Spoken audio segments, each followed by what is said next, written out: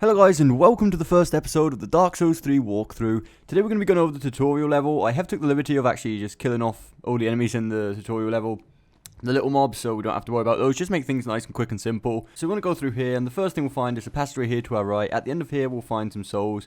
For those of you who are not familiar, all these do are consumables. So when you consume them, we will add a certain amount of souls to our souls counter, depending on the rarity of that soul we found. It can be of a lost hero or lost whatever in other games. Here will be slightly different. This is an essential pickup. You really want to find this. This is the Ash Esters, which is similar to the Esters, but instead of recharging their health, what they will do is recharge our mana, or magic, whatever you want to call it. And this passageway down here to the right, I only recommend really going down here if you're experienced in previous Soul games, or you're just feeling really brave in the first 10 minutes of the game. We will find in the first mini-boss. This is completely optional, I may say, and I'll be showing you the loot we can get from it if we do decide to kill him. This is going to be the Crystal Beast. It's a pretty simple battle, it's not too complicated. Depending on what class you chose at the start, it can be easy or not. It's definitely going to be challenging if you're new to the Soul series and you want to get a taste of what's in store for you. This is definitely a good way to start off the game. Do be prepared to die a lot against him if you've never played before. So once we do finally beat him, we'll get a Titanite skill. These are used for leveling up our weapons a bit later on in the game. Definitely worth it if you can beat him this early on. However, you won't be really missing out on much as you can't use them yet, as you won't have any weapons available to level up with the Titanite skill yet in this point of the game. Also in the same room behind the boss, a bit further to the left, we will be finding another item here on the ground, which is going to be a Soul of the Unknown Traveller. Again, this is the same as the other one, it's just to get some souls later on if we consume it. It's definitely a good idea to pick as many up of these as possible at the start of the game, simply so when we do get to the place where we can level up as much as possible and make the next area in the game a little bit easier as we will be a bit higher level. So after this, as you notice, we're back here at the main area of this. This place is actually really small. It may seem a bit confusing at the start, but to the left is the way we came from. Right up there is just another one little path where we can find one more anywhere. Nothing else of interest.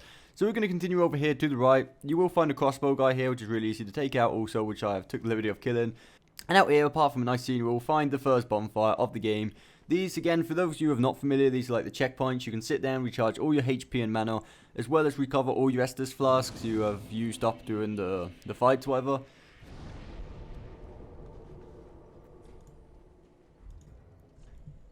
So I'm going to go right ahead and unequip my shield, as I'm just using this dual-handed anyway, so all it's doing is weighing me down. So we're going to come off here, we'll find the first enemy. Really easy to kill these enemies here, by the way, don't worry about it. And here we'll find an item which we can't get by just walking off, so all we need to do is take a bit of a run up and jump right near the end with L3, and we will land right on top of this coffin. We'll be able to find this is another Titanite shard. It's not the same as the Titanite scale we found before. These are used for leveling up weapons a lot earlier on in the game. Here we can do our first plunge attack, which is simply pressing R1, one in mid-fall above an enemy. This will do an enormous amount of damage. Well, enormous depending on who we're attacking, obviously. But definitely helps every time you can get above an enemy. Takes a nice surprise attack on. It's definitely worth it. Especially if we're at a range where we're not going to lose too much health for the fall itself. We want to come around here first, and notice to the left we can also drop off once again onto another pathway, apart from being able to practice another one of our plunge attacks down here. There'll be two more enemies, well, one more after the plunge attack, and we'll find another item, which is going to be 5 fire bombs, which can definitely become quite handy.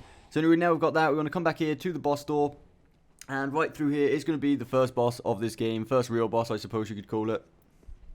As you can see, the first time you walk through into this boss area, the battle will not initiate straight away. Until you pull the sword out of his chest, this battle will not start. However, if you do die against this boss, next time you walk in the gate, the battle will initiate straight away.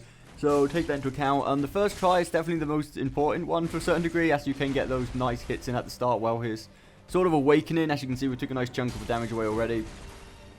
Also, again, really, this battle is not too difficult. It can be more tedious depending on what class you chose at the start. It can be definitely a lot difficult or more easy depending on which one you chose. The only thing you need to take into account about this battle, when he gets to get down to half health, he will be transforming. If anything, his transformation's probably easier. It's a bit hard to predict his attacks, as you can't really see what it's doing too well. The main attack you want to be watching out for here is when he goes to jump. Once he jumps into the air, wait a few seconds, then dodge sideways simply, and when he lands, you just want to go in for as many attacks as you can. Eventually, you will stagger him every now and then to go for a critical attack. So as you can see for yourselves, this first boss battle really isn't too difficult. However, like I said, same as with the Crystal Beast really. If you've never played the game before, it could become quite annoying and quite difficult. After the boss battle, we will have another bonfire here in the middle of the room. The bonfires, a quick tip I can give you if you're new to the series, is always remember to sit down at the bonfires, like rest at the bonfires after you light them. As you'll probably find yourselves quite often walking through the world lighting bonfires and then forgetting to rest up there. And then you realise slightly later on that you don't have much health and you don't have any Estus flasks remaining because you forgot to refill them at the previous bonfire. So, after that, you want to come through this door. So after you open this gate, to the left there will be a broken straight sword. And also down here to the left there will be another pathway you can take. And there'll be 2 more enemies, really easy to take out. And at the end we'll find 1 more item. So after that, what we want to do, we want to continue walking up this path. Really straightforward path, really. You cannot get lost in here whatsoever. And you want to go straight ahead into the massive gate, the massive doorway you see here. And this is going to lead into the Firelink Shrine, the Nexus area, the hub area, whatever you want to call it. This is where you're going to be doing most of your activities, like upgrading your weapons, repairing your weapons, leveling up, and talking to all the NPCs, learning your magics, and all that stuff. So you want to go straight here into the middle and place the sword in it. This is going to count as the main bonfire, really, the one you can teleport back to every time you want to come back to the Firelink Shrine. So again, we're going to quickly rest at this, and now we're here, what we're going to do, we're going to quickly level up by talking to this woman here. This is going to be the person we want to come to every time we have enough souls to level up. We have 7,000, which at the start of the game is quite a lot, as we did kill the Crystal Beast and the boss. So we're going to put them most into health and strength at this point in the game, just because that's the build I'm going to go for on this walkthrough. However, this is completely up to you. Don't take anything, no need to copy the stats exactly in this guide. This is completely free. I do recommend going completely wild with your class, experiment, whatever you like. And down through here, another thing I like to do at the start of the game is we will be talking to the blacksmith. And something we can do here, which is kind of interesting, is this with the Estus flask. We have 4 in total, which means we could either divide them equally between our Ash Estus flasks and our Health Estus flasks, which is kind of interesting.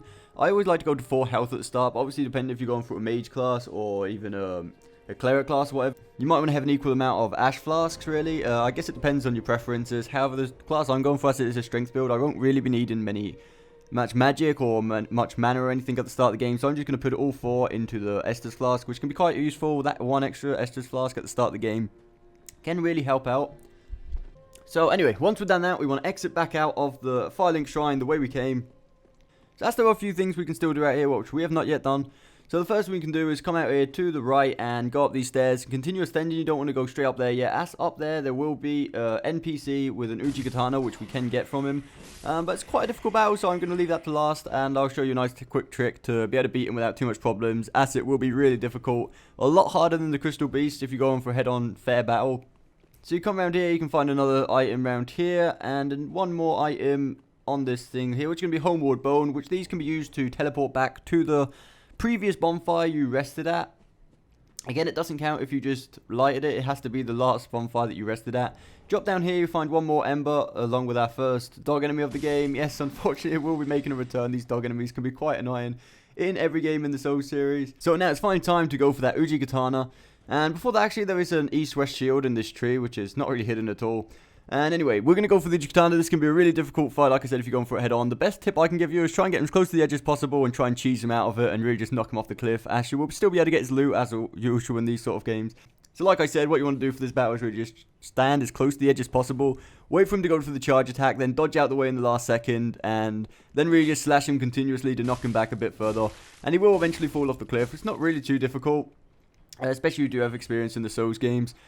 So now, maybe some of you are worried about now you can't get the katana. If this has happened to you, don't worry, you can still get it quite easily. So after we have cheesed him off the cliff, and we want to pick up our loot for this hard-earned battle, all we have to do is go back and rest at the Firelink Shrine, or rest at really any bonfire. And as this will reset the level, but the NPCs like him will not respawn. And instead of that, it will leave his drops and his loot right where his body would have spawned instead. So all we're going to get from him is the Uji katana and his cloaks or whatever, which really aren't useful. The Uji katana, however, is quite a decent weapon if you're going for dexterity build, especially early on in the game. So if that's what you're going for, I definitely do recommend trying to pick this up at least at the start of the game, as it will help you out in the future area quite a bit at the start. So anyway guys, this has been the walkthrough of the tutorial area along with Firelink Shrine. I hope you found this useful and enjoyed this. Definitely remember to subscribe if you do want to stay tuned for the future areas in this game. I'll probably be uploading 1 area daily, maybe even 2 at the start. So if you did find this helpful, don't forget to hit that like button, and we'll see you next time.